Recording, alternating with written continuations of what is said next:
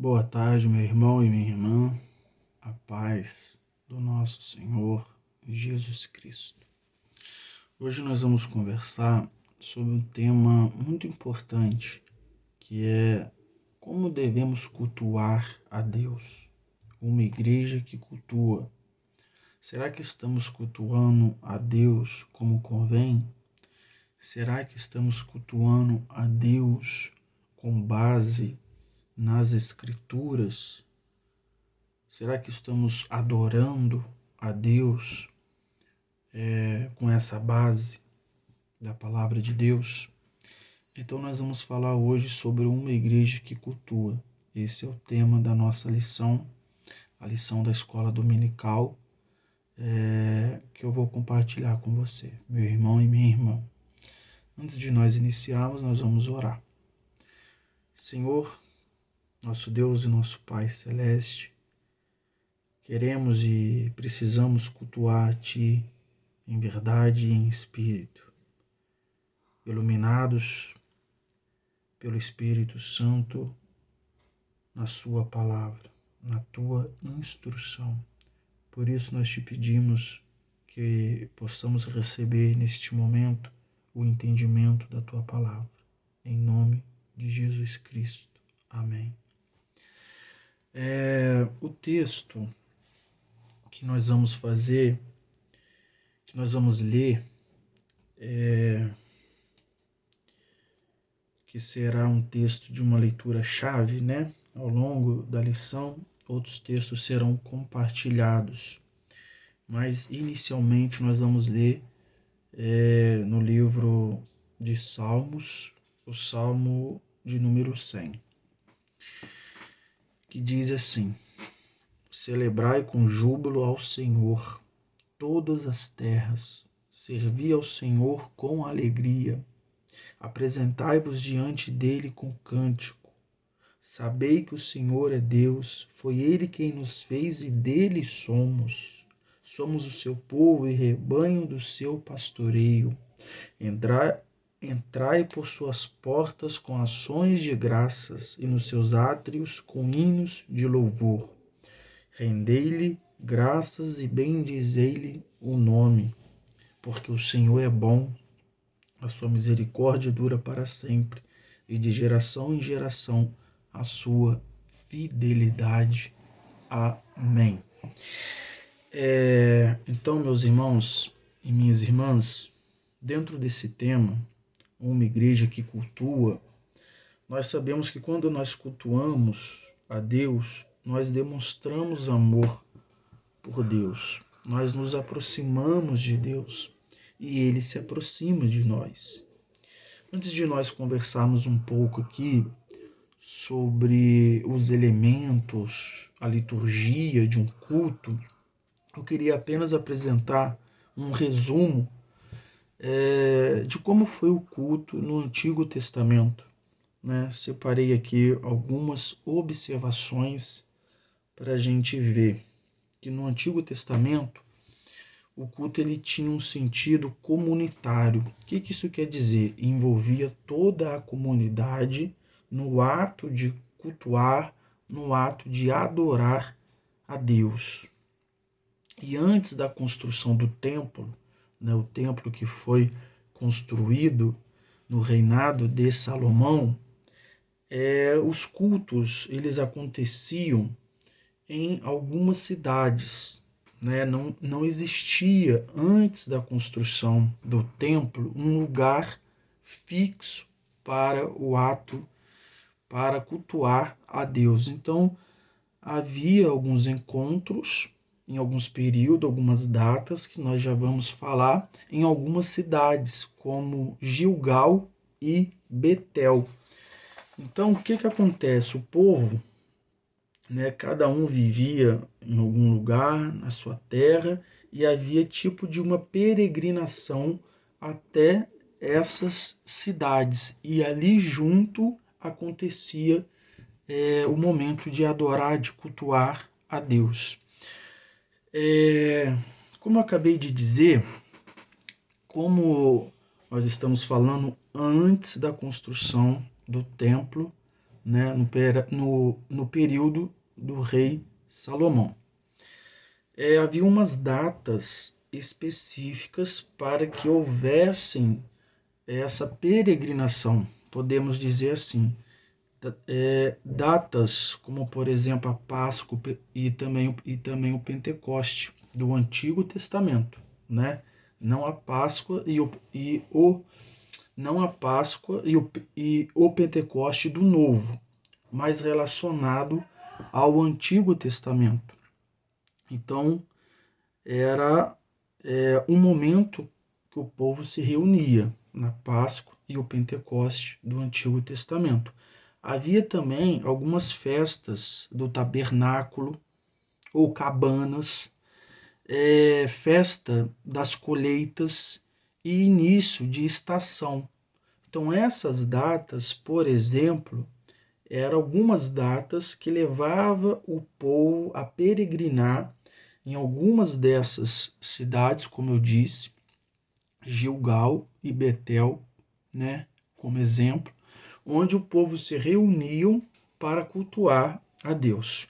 Isso antes da construção do templo de Salomão. E quando o povo se reunia, era o momento deles adorar, né, deles também orar. Havia adoração, oração e o recebimento da instrução da palavra por meio de um sacerdote. Agora, caminhando para o Novo Testamento, nós sabemos que a igreja primitiva, ela enfrentou no início, né, mais ou menos 3 séculos, muitas dificuldades para realizar o culto no espaço público. Por quê? Porque primeiro houve uma perseguição religiosa vinda da parte dos judeus. Depois houve uma perseguição política vinda da parte do Império Romano. Apenas no ano de 313 depois de Cristo, que o imperador romano Constantino, ele concedeu a liberdade religiosa, né? Então houve no início da igreja primitiva muita dificuldade no que se refere a um culto público por causa dessas perseguições.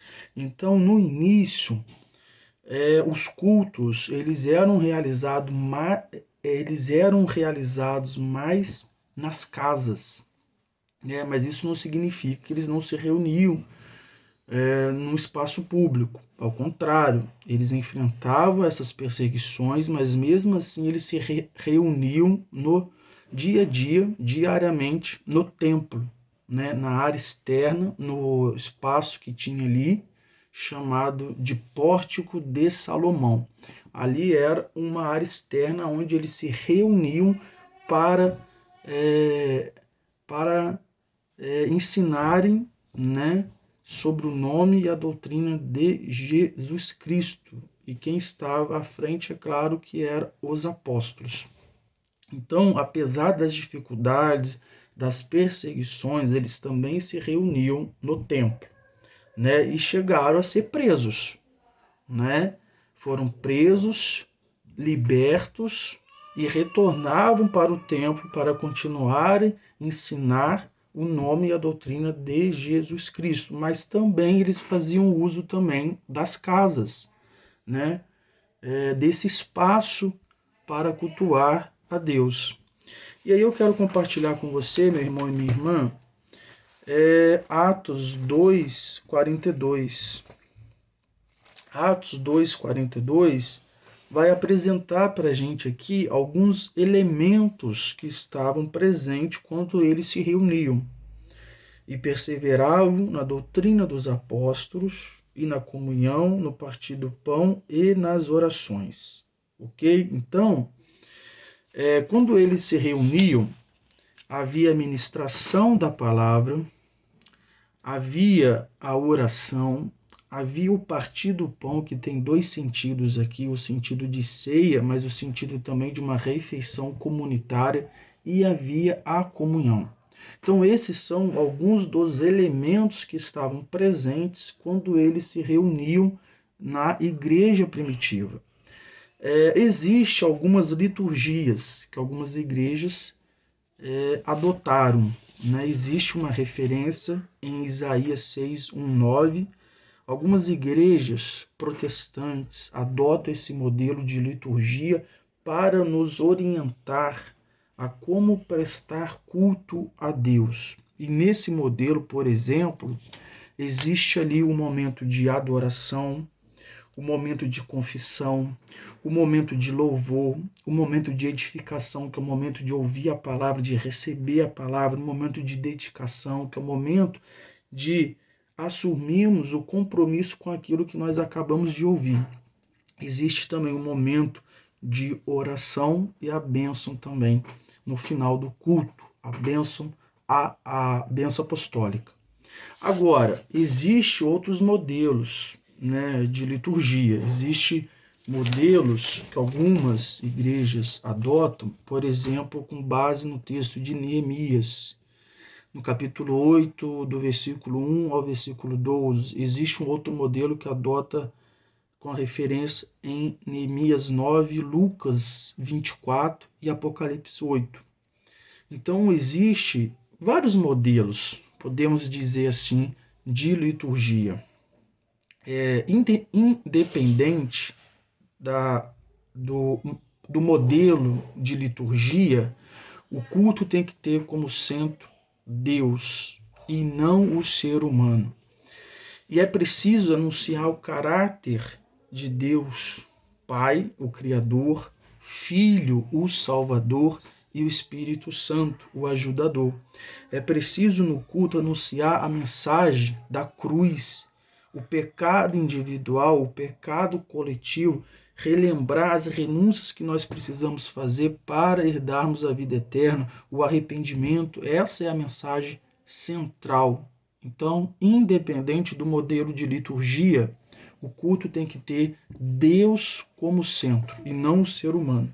Retornando aqui à leitura de Salmo número 100, nós lemos, e eu quero apenas apresentar para vocês a ideia de cada versículo aí. O primeiro versículo diz o quê? Para celebrar com júbilo ao Senhor. Celebrar significa louvar com alegria. Então, quando nós estamos juntos, no momento coletivo ali na igreja, para cultuarmos a Deus, precisamos fazer isso com alegria, né? Nos colocar na presença de Deus com alegria, com louvor. O segundo versículo diz o quê? Que essa celebração, né, ao Senhor da vida se apresenta como forma de serviço. Então fala assim, servir ao Senhor com alegria. Então quando nós cultuamos, precisamos cultuar com alegria. Quando nós servimos a Deus, precisamos servir a Deus com alegria, né? Com cânticos. O terceiro versículo diz o quê? Que sabei que o Senhor é Deus, foi Ele quem nos fez e dele somos o seu povo e rebanho do seu pastoreio. Esse é o motivo que nós temos para cultuar a Deus. Ele nos fez e somos dele. Ele é o nosso pastor. Existe uma relação de amor, de cuidado dele para conosco. Então, por isso que nós cultuamos a Deus, porque nós somos dele. Ele nos fez. O quarto versículo diz para cultuarmos com ações de graça, gratidão, louvor. E o último versículo do Salmo 100 apresenta a razão, né, para agradecer, porque o Senhor é bom, é misericordioso e é fiel. Que possamos cultuar a Deus sabendo